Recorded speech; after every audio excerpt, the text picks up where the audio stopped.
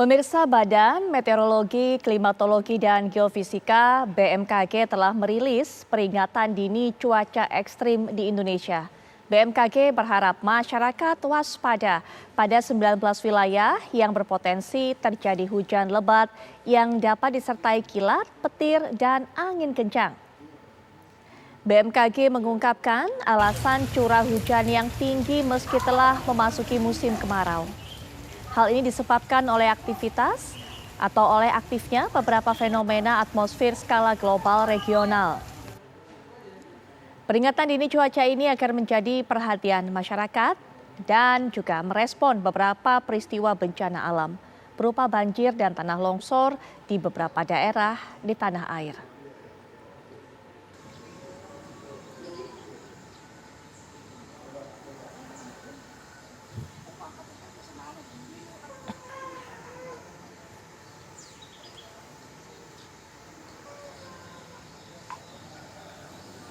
Sementara itu, pemirsa, korban banjir bandang di Desa Jaya Raga Garut hingga kini masih membutuhkan bantuan berupa selimut, baju hangat, dan juga obat-obatan.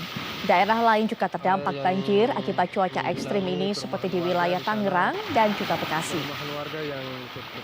Bagaimana perkiraan cuaca ekstrim dari BMKG, kemudian juga bagaimana penanganan korban banjir di berbagai wilayah yang terdampak. Kami akan ajak Anda untuk bisa mendengarkannya dari para narasumber tentunya dalam perbincangan kali ini. Tapi yang pertama saya juga akan bawa Anda untuk bisa mendapatkan keterangan lebih lanjut dari BMKG.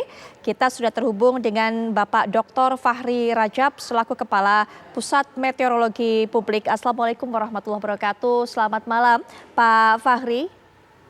Ya, waalaikumsalam warahmatullahi wabarakatuh. Selamat malam, Mbak. Baik, dan juga selain Pak Fahri, kita juga sudah terhubung dengan para narasumber lainnya. Sudah bisa bergabung melalui daring yaitu Bapak Arief Wismansyah selaku Wali Kota Tangerang. Assalamualaikum warahmatullahi wabarakatuh. Selamat malam Pak Arief. Salam Mbak. Malam. Baik. Ya, kemudian juga sudah bersama kita Kang Yayat Supriyatna selaku ahli tata kota. Assalamualaikum warahmatullahi wabarakatuh. Selamat malam Kang Yayat. Selamat malam. Ya. Baik, nah ini mungkin kita akan langsung saja mendengarkan bagaimana keterangan dari BMKG terlebih dahulu Bapak Dr. Fahri Rajab. Pak Fahri, memang sudah dirilis oleh BMKG wilayah-wilayah mana saja ini mungkin yang nanti akan mendapatkan dampak dari hujan yang terus ataupun juga semakin lebat ataupun juga cuaca ekstrim. Tapi masyarakat juga mungkin masih banyak yang belum mengerti sehingga kami harapkan kesempatan ini Pak Fahri bisa mengedukasi masyarakat mengenai cuaca ekstrim dan juga banyak sekali yang bertanya Pak Fahri, ini sudah masuk bulan Juli, sudah waktunya untuk bisa masuk musim kemarau, tapi mengapa hujan ini masih terus terjadi, bahkan banjir juga melanda beberapa daerah. Silakan Pak Fahri. Ya, terima kasih Mbak. Jadi memang betul saat ini sebagian besar wilayah Indonesia sudah memasuki musim kemarau ya. Tapi bukan berarti di periode musim kemarau ini tidak ada hujan sama sekali. Indonesia sebagai negara yang terletak di daerah tropis dan juga berbentuk kepulauan gitu ya. Banyak sekali faktor-faktor dinamika atmosfer yang mempengaruhi kondisi cuaca di Indonesia. Nah, yang terjadi saat ini adalah walaupun kita dalam periode musim kemarau, namun pertama suhu muka laut di sekitar wilayah Indonesia masih cukup hangat. Suhu muka laut merupakan salah satu pemicu terjadinya konveksi ataupun pengangkatan panas yang dapat menimbulkan awan gitu ya. Nah, kemudian dari Samudra Hindia itu saat ini sedang aktif penjalaran massa udara atau gelombang atmosfer ya yang membawa massa udara panas. Massa udara basah gitu ya. Nah, interaksi antara suhu muka laut yang hangat, kemudian asupan massa udara yang lembab dan basah, kemudian adanya daerah pertemuan angin, ini yang disebut dengan dinamika atmosfer yang ada di wilayah Indonesia. Nah, inilah yang menyebabkan terjadinya hujan beberapa hari terakhir ini di wilayah Indonesia ya. Dan kami perkirakan juga memang masih ada potensinya sampai dengan 7 hari ke depan. Masih BMKG seperti rilis yang kami buat kemarin, masih ada beberapa wilayah di Indonesia yang masih berpotensi terjadinya hujan dengan intensitas ringan hingga sedang, bahkan ada beberapa yang juga berpotensi curah hujan lebat. Baik, apa yang harus diwaspadai masyarakat? Kemudian juga daerah-daerah mana saja ini mungkin yang terakhir kami memang tahu ada 19 wilayah, tapi mungkin ada informasi terbaru bisa disampaikan kepada masyarakat. Pak Fahri, daerah-daerah mana ini yang cukup rentan untuk bisa mendapatkan hujan yang cukup lebat sehingga masyarakat juga bisa lebih waspada? Ya, baik. Wilayah yang masih perlu menjadi kewaspadaan karena masih adanya potensi hujan dengan intensitas sedang hingga lebat, antara lain di Jawa Barat, Jawa Tengah ya. Kemudian untuk Kalimantan itu ada di Kalimantan Tengah, Kalimantan Utara, Kalimantan Barat. Kemudian untuk Sulawesi ada di Sulawesi Tengah, Sulawesi Tenggara. Kemudian untuk Maluku dan Maluku Utara, kemudian Papua Barat ya, itu daerah-daerah yang kita perkirakan memang masih ada potensi hujan dengan intensitas sedang hingga lebat. Kalau terkait kewaspadaan, mungkin yang perlu diwaspadai adalah dampak dari hujan lebat ini, yaitu potensi bencana hidrometeorologi ya, seperti banjir bandang, longsor. Ini yang perlu kita waspadai. Betul, artinya BMKG terus. ya silakan Pak, ya silakan dilanjutkan. Ya, BMKG sesuai dengan tugas pokok dan fungsinya terus memberikan informasi kepada masyarakat dan juga stakeholder terkait seperti BPBD, BNPB, pemerintah daerah gitu ya, untuk bisa terus mengambil langkah-langkah kesiapsiagaan lebih lanjut. Gitu. Baik, tentunya dengan informasi yang disampaikan oleh Pak Fahri, sepertinya untuk daerah-daerah yang kita ketahui saat ini sedang dilanda banjir, kemudian juga banjir bandang di Tangerang, kemudian juga Bekasi, juga di Garut, karena memang tadi Jawa Barat ini tadi juga masuk begitu yang disampaikan oleh Pak Fahri, juga harus lebih waspada dan juga ada mungkin pesan untuk para kepala daerah di sana Pak, ataupun juga BPBD sehingga meningkatkan kewaspadaan juga. Ya, baik.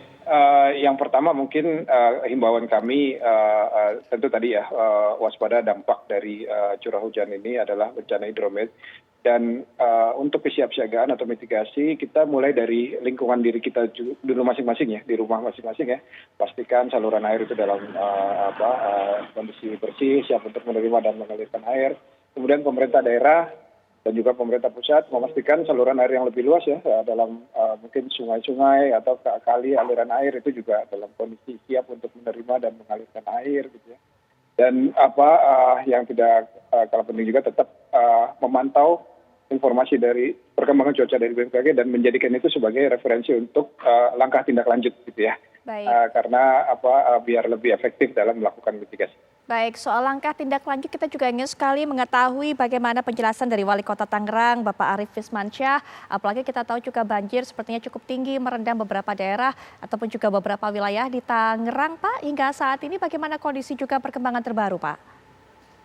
Ya, alhamdulillah semua sudah surut ya. Dari awal itu hari Jumat ada kurang lebih 19 titik, kemarin hari Sabtu tinggal 7 titik, sorenya udah surut, tinggal 1 di wilayah Kelurahan Petir ya, di Kecamatan Cipondo. Jadi kita juga sebenarnya sudah well informed ya, bahwa kondisi kemarau sekarang itu istilahnya kemarau basah. Artinya kita memiliki intensitas hujan yang cukup tinggi ya. Nah, kendalanya buat di Kota Tangerang ini adalah daerah lintasan. Jadi kita ini banjirnya bisa dikatakan banjir kiriman. Jadi curah hujan tinggi nggak cuma di wilayah Kota Tangerang, tapi ini airnya masuk dari wilayah Tangerang Selatan. Ya, karena memang dia ada di wilayah selatan untuk lari ke arah Laut Jawa. Makanya Sungai Angke sendiri kalau kita lihat di gambarnya ada di Situ Indah ya, Kali Angke. Ini debitnya cukup tinggi karena ada kiriman dari wilayah Tangerang Selatan. Kemarin tuh hari Jumat itu kita sudah mendapatkan informasi, contohnya jalan tol yang ada di BSD ini sudah tergenang. Nah, ini kita udah waspada nih, ya makanya kewaspadaan ini tentunya juga kita sudah sampaikan kepada masyarakat ya, karena kondisi kemarau basah ini ya kita berharap sekarang dengan wilayah-wilayah serapan yang sangat terbatas, tidak hanya di Kota Tangerang, juga yang ada di hulu. Nah, kita berharap masyarakat ikut terlibat jadi solusi, salah satunya membuat resapan-resapan. Karena air hujan ini kan larinya pasti ke saluran, ke sungai ya, dan akhirnya ke laut. Nah, ini harus kita tahan karena memang kapasitas drainase, kapasitas sungai juga terbatas. Ditambah lagi sedimentasi Sungai Kali Angke ini juga sudah cukup tinggi. Kami pemerintah kota sudah terus berkoordinasi dengan Balai Besar, kemarin juga sudah dikunjungi oleh Kepala Balai Besar Ciliwung Sadane, dan kita meminta kepada pemerintah pusat sesuai dengan kewenangannya agar sungai ini bisa dilakukan normalisasi supaya bisa menambah kapasitas. Karena yang ada di wilayah Kota Tangerang kayak di Ciledug Indah, di Duren Villa, ya sampai ke Kapika ini kebanyakan areanya sudah diturap ya. Dan itu sudah mengikuti turap yang dilakukan oleh pemerintah pusat. Jadi pemerintah daerah kami dari tahun 2013 sudah menyediakan lahan, sudah diturap oleh pemerintah pusat Dan itu sudah dihitung file banjirnya oleh pemerintah pusat melalui Balai Besar. Hanya saja ya semua melimpah. Begitu. Baik. Jadi memang perlu ada solusi permanen jangka panjang mengingat sekarang intensitas hujan ini tidak bisa diperhitungkan lagi begitu. Dan mungkin juga kita berharap pemerintah pusat bisa melakukan rekayasa cuaca begitu. Karena memang kita tahu sendiri bahwa dampak dari banjir ini sangat merugikan ekonomi masyarakat seperti itu. Baik, berbicara mengenai solusi permanen jangka panjang yang tadi sudah diharapkan dan juga disinggung oleh Pak Arief, mungkin Kang Yayat bisa berikan tanggapan juga mengenai hal ini. Ada wilayah serapan yang terbatas, kemudian juga sedimen kali angke yang tinggi, sehingga diharapkan tadi keinginan untuk adanya normalisasi kali angke. Silakan Kang Yayat. Ya, ini menarik karena penyebab utama satu sudah jelas tadi sampaikan intensitas curah hujan yang sangat tinggi. Kedua pada kapasitas badan air.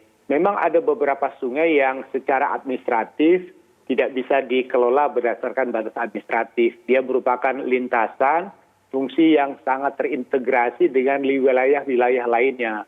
Nah, otomatis kan yang menjadi persoalan adalah di mana kejadian banjir itu biasanya pada kawasan dengan tingkat kekritisan lahan atau wilayah aliran sungai yang sudah cukup parah. Yang kedua, banjir juga tadi dikatakan oleh Pak Wali Kota, pada kondisi daya tampung atau kapasitas dari sistem drainase perkotaan kita. Ingat bahwa pada umumnya kota-kota besar atau kota-kota kita itu sangat buruk sistem drainasenya. Karena apa? Strukturnya itu kadang-kadang tidak terbentuk atau terencana secara maksimal sejak awal. Karena apa? Karena begitu banyak pertumbuhan, perumahan-perumahan baru yang pada umumnya tidak memiliki sistem drainase yang maksimal dan terintegrasi. Jadi memang banyak faktor yang sangat mempengaruhi mengapa begitu mudah ketika intensitas curah hujan besar terjadi, bentang alam kita sudah rusak, sementara sistem jaringan terkait badan airnya sudah cukup parah. Nah, disinilah sebetulnya seperti dikatakan oleh Pak Arief tadi bahwa kejadian di Tangerang ada bagian yang mungkin limpasan dari wilayah Tangerang Selatan. Kita lihat ke hulunya. Jika dengan demikian, otoritas balai memang menjadi persoalan besar. Berapa kemampuannya untuk mengatasi persoalan yang demikian panjang dan begian besar biayanya. Nah, satu hal yang paling menarik adalah, kalau begitu, mari kita petakan pada wilayah-wilayah yang paling dianggap paling sering mengalami kebanjiran atau mengalami genangan. Nah, di sini kan kita bisa memetakan tingkat keparahannya atau persoalan berapa lama intensitas genangan itu terjadi. Nah, tadi kalau dikatakan makin cepat genangan hilang, berarti memang ada upaya perbaikan yang sudah dilakukan. Tapi pertanyaannya kan, berapa besar penanganan ini bisa diselesaikan oleh kemampuan daerah? Karena daerah sendiri mungkin persoalan masalah sungai ini terkait dengan lintas wilayah, otoritasnya memang ada di pemerintah pusat. Nah, untuk ini kita menyarankan, ada baiknya mari kita mulai pada kawasan yang sering mengalami persoalan banjir atau genangan yang sering terjadi. Di situ kita bisa petakan atau kita cari di mana persoalan utamanya. Apakah memang pada persoalan kapasitas drainasenya ada penyempitan, ada pendangkalan, atau ada juga yang ditutup.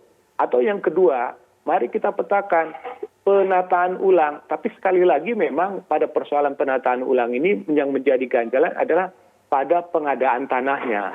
Beberapa kasus yang pernah dilakukan, baik di Jakarta atau daerah sekitarnya, ketika ada upaya lakukan penanganan itu, kendala terbesar itu pada penyediaan lahannya, atau ketika dilakukan pengurukan atau penurapan, itu ada persoalan dengan relokasi penduduk di sekitarnya. Baik, Kang Yayat, mungkin sampai di situ nanti kita juga akan minta tanggapan dari Pak Arief mengenai penataan ulang.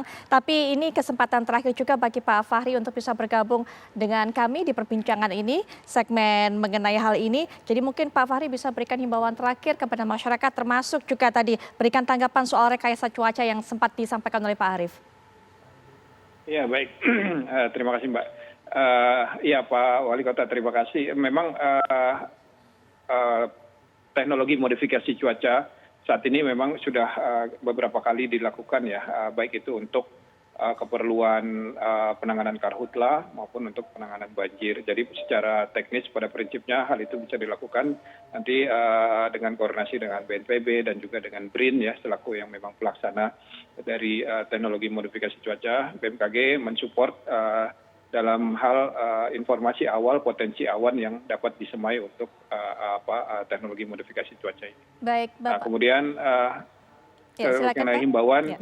ya baik, mengenai himbauan kami dari BMKG terus menghimbau masyarakat untuk terus memantau informasi cuaca dari BMKG, baik itu melalui website, sosial media kami maupun aplikasi info BMKG, dan mencermati betul dan juga menjadikan informasi tersebut sebagai pedoman untuk melakukan langkah tindak lanjut kaitannya dengan mitigasi dan juga kesiapsiagaan bencana.